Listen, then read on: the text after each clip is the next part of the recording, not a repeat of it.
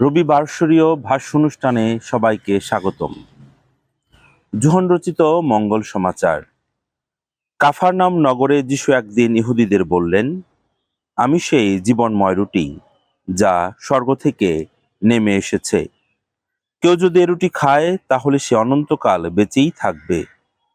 আর এই যে রুটি আমি দান করব তা আমার নিজেরই মাংস। তা আমি দান করব যাতে জগতের মানুষ জীবন পেতে পারে। এতে ইহুদিদের মধ্যে একটা প্রচন্ড তর্কাতর্কি বেঁধে গেল। তারা বলতে লাগলো, লোকটা কি করে ওর নিজের মাংস আমাদের খেতে দিতে পারবে?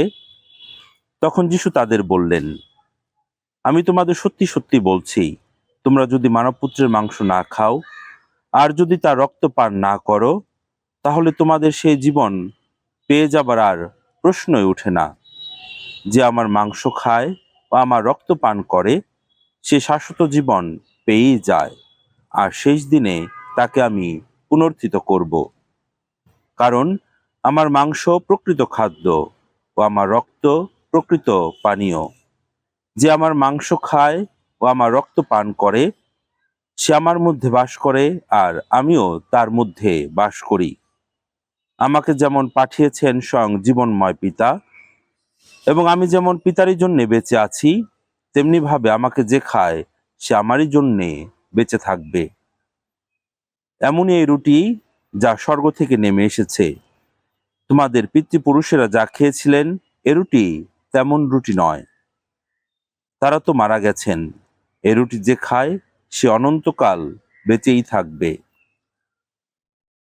প্রভুর মঙ্গল সমাচার। খ্রিস্টেতে শ্রদ্ধাভাজন প্রিয়জনেরা, আজ আমরা মণ্ডলীতে একটি মহাপর্ব পালন করছি, আর তা হচ্ছে প্রভু যীশু খ্রিস্টের দেহ ও রক্তের পর্ব। আর তাই আজ আমাদের জন্য এটি একটি আনন্দের দিন।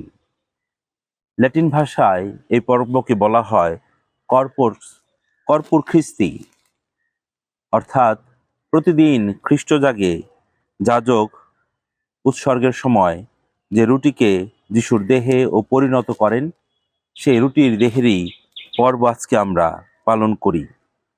আজকের দিনটি বিশেষভাবে সেই পরম রহস্য, সে মহান উপহারের জন্য ঈশ্বরকে ধন্যবাদ এবং আরাধনার সাথে স্মরণ করার দিন। অনেকের মনে প্রশ্ন জাগতে পারে, পুণ্য বৃহস্পতিবার প্রভু যীশু খ্রিস্ট শেষ ভোজের রাতে আমাদের এই সংস্কার দিয়ে গেছেন, তাহলে আলাদা করে এ উৎসবের প্রয়োজন আছে কি? আমরা যদি একটু চিন্তা করে দেখি যে পুণ্য বৃহস্পতিবারের পরে যে পরিবেশ ছিল তা হচ্ছে যিশুর দুঃখ ভোগ, ক্রুশারোপণ এবং বিশ্বাসঘাতকতার ছায়ায় ঘেরা। সেখানে আমরা মন খুলে প্রাণ ভরে প্রভু যিশুর আরাধনা করতে পারি না। তাই মণ্ডলী আমাদের জন্য একটি নির্দিষ্ট দিন দিয়েছেন, যেখানে আমরা যিশুর এই মহান প্রেমের দানকে পূর্ণ আনন্দ সহকারে এবং মহিমার সাথে উদযাপন করতে পারি। তাহলে আমরা যদি এই দিনটির একটি পটভূমি দেখি, তাহলে আমরা দেখতে পাই এই উৎসবের পিছনে একটা চমৎকার এবং সুন্দর পটভূমি রয়েছে, যা মানুষ কল্পনা করতে পারে না, বরং ঈশ্বরের এক বিশ্বাসের পরিকল্পনা। 1208 খ্রিস্টাব্দে বেলজিয়ামের লিস নামক অঞ্চল আগস্টিনিয়ান সন্ন্যাসিনী, যার নাম ছিল সেন্ট জুলিয়ানা অফ কর্নিলন, ঈশ্বরের কাছে তিনি একটি বিশেষ দর্শন পান। তিনি ধ্যানে দেখতে পান যে একটি উজ্জ্বল পূর্ণ চন্দ্র এবং সেই চন্দ্রের মধ্যে একটি কালো দাগ। আর এখানে চন্দ্র বা চাঁদ হচ্ছে পৃথিবীর বুকে মণ্ডলীর প্রতীক, এবং কালো দাগটি হচ্ছে যে চার্চের আমাদের যেই পঞ্জিকা বা ক্যালেন্ডার রয়েছে সেখানে কি যেন একটা বাদ পড়ে গিয়েছে। এবং এই সাধ্বী জুলিয়ানা এটা আবিষ্কার করতে তার এই দর্শনের পর প্রায় 20 বছর ধ্যান সাধনা করতে হয়েছিল, এবং তিনি বুঝতে পেরেছিলেন 20 বছর পর যে আসলে যেটা বাদ পড়েছে সেটা হচ্ছে যে যিশুর দেহ রক্তের আরাধনা করা। আর তাই তখন তিনি তৎকালীন তার সেই স্থানীয় বিশপের কাছে যান এবং তিনি বিশপকে সেটা জানান, এবং বিশপ এটা জানার পর তিনিও এ বিষয় নিয়ে ধ্যান করেন এবং অনুপ্রাণিত হয়ে 1246 খ্রিস্টাব্দে প্রথমবারের মতো তিনি স্থানীয়ভাবে এই উৎসবের সূচনা করেন। এবং পরবর্তীতে 1263 খ্রিস্টাব্দের যে ঘটনা, সেই ঘটনার পরই আসলে এই যিশুর দেহ রক্তের পর্ব সারা বিশ্বে ছড়িয়ে পড়ে। আর তা হচ্ছে একজন জার্মানির যাজক, যার নাম পিটার অফ প্রাগ। তিনি রোমে তীর্থযাত্রায় যাচ্ছিলেন। সে সময় কিছু তাত্ত্বিকদের মধ্যে বিতর্ক চলছিল, এবং সেখানে যে বিষয়টি নিয়ে বিতর্ক হচ্ছিল সেটা হচ্ছে যে খ্রিস্টজাগের সময় সেই রুটি এবং দ্রাক্ষারস কি আসলেই যিশুর দেহে ও রক্তে পরিণত হয়, না এটা শুধুমাত্র প্রতীকী। আর সেটা সেই যাজকের মধ্যে সন্দেহ দেখা দেয়। আর তিনি ফেরার পথে আহ সেন্ট ক্রিস্টিনা চার্চে খ্রিস্টজাগ উৎসর্গ করছিলেন।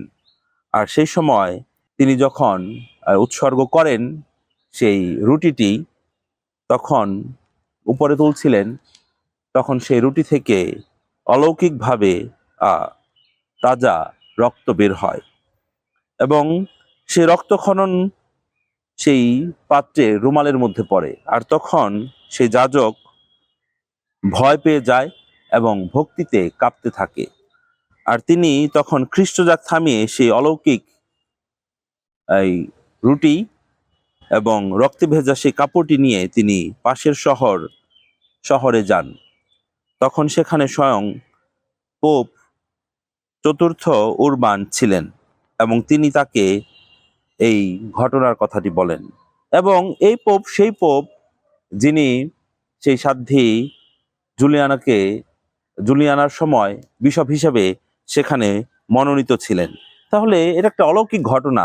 যিনি বিশপ ছিলেন তার কাছেই সাধ্বী জুলিয়ানা গিয়েছেন, এবং পরবর্তীতে 1263 খ্রিস্টাব্দে ফাদার পিটার যখন তার জীবনে এই ঘটনা ঘটে যে রুটি থেকে রক্ত ঝরে পড়ে, তখন সে একই বিশপ পোপ পদে নিযুক্ত হন এবং তার কাছে এই ঘটনাটি সেই ফাদার নিয়ে যান।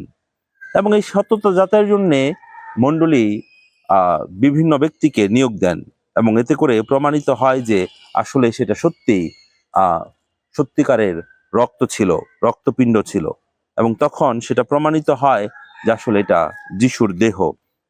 আর তাই 1264 সালের 19 আগস্ট পোপ একটি ডিগ্রি জারি করেন, এবং সেখানে তিনি সারা বিশ্বর মণ্ডলীকে এই কর্পুস ক্রিস্তি উৎসব পালন করার জন্যে বলেন, যেন এই অনুষ্ঠানটি সুন্দরভাবে পরিচালিত হয়। তারপর সেই সময় ছিলেন আমাদের সবার প্রিয় সাধু টমাস আকুইনাস, এবং তাকে দায়িত্ব দেওয়া হয় এই পর্বকে কেন্দ্র করে প্রার্থনা এবং গান রচনার জন্যে।